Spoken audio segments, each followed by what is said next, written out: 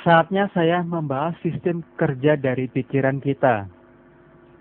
Pikiran sadar, pikiran bawah sadar, dan di antara pikiran sadar dan bawah sadar tersebut ada critical factor atau yang bias orang lain menyebutnya sebagai critical area.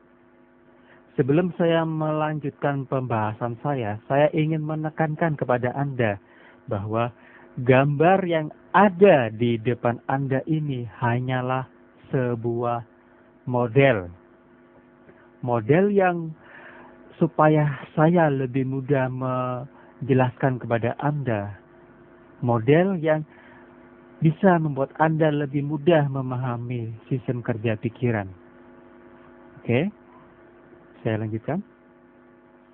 Jika kita memberikan saran kepada orang lain atau kepada diri kita tanpa menggunakan hipnotis, jika saran atau sugesti tersebut sesuai dengan program yang ada dalam bawah sadar atau sesuai dengan belief, sesuai dengan mindset, maka critical factor membiarkan saran tersebut masuk ke dalam pikiran bawah sadar dan memperkuat program yang ada dalam pikiran bawah sadar tersebut atau memperkuat dari belief orang yang kita beri saran atau diri kita kalau kita memberi saran kepada diri kita. Tapi jika seandainya saran atau sugesti tersebut tidak sesuai dengan program yang ada dalam pikiran bawah sadar kita atau tidak sesuai dengan belief yang dianut oleh orang tersebut, maka critical factor akan menolak saran tersebut. Oke.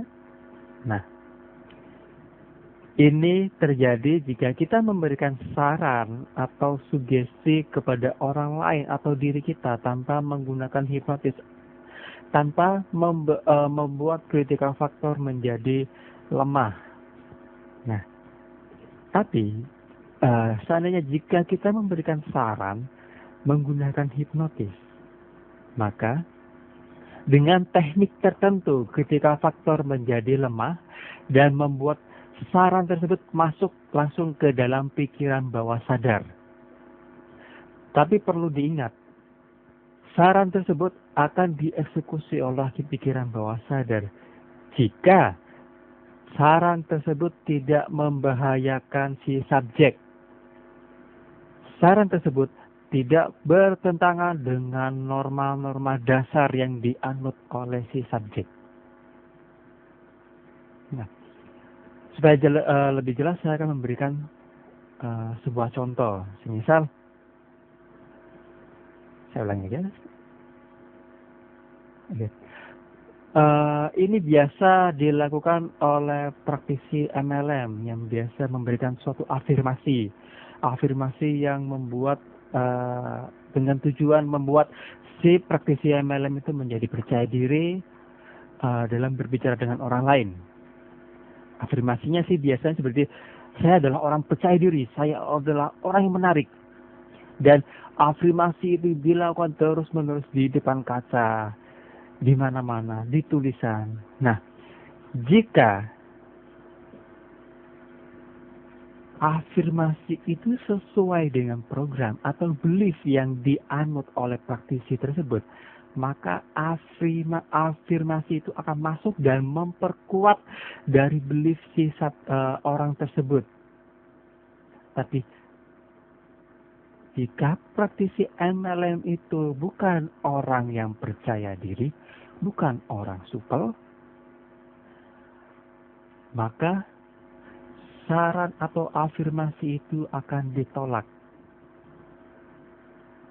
Jadi, efektivitas afirmasi dalam menanamkan suatu sugesti itu membutuhkan usaha yang sangat keras. Memang salah satu cara membypass critical factor adalah repetisi atau sesuatu yang berulang-ulang-ulang.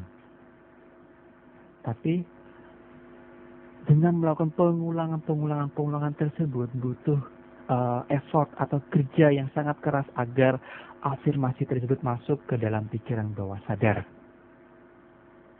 Nah, dengan menggunakan hipnotis, afirmasi tersebut bisa masuk langsung ke bawah sadar.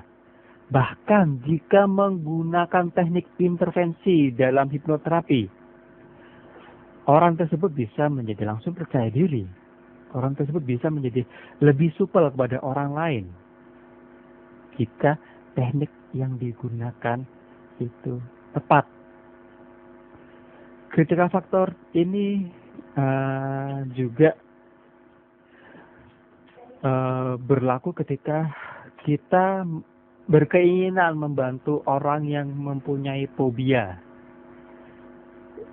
Banyak sekali fobia-fobia atau takut yang berlebihan kepada sesuatu yang bisa kita anggap sepele atau hal-hal yang konyol, semisal fobia akan gelap, fobia darah, atau fobia kecoa.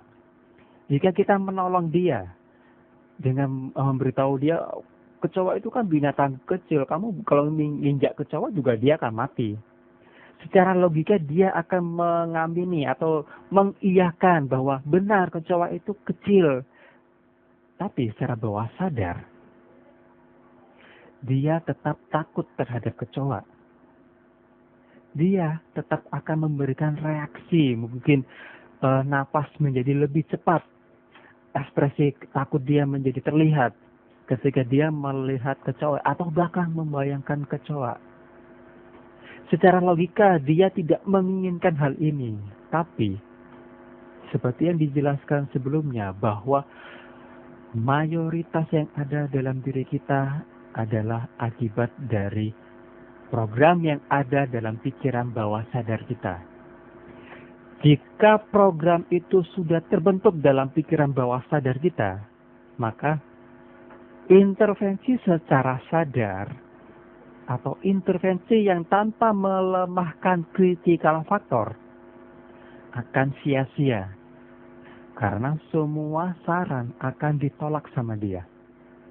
Secara logika dia akan mengiyakan, secara logika dia setuju dengan apa yang Anda kemukakan. Tapi program itu yang ada dalam pikiran bawah sadar tetap akan jalan.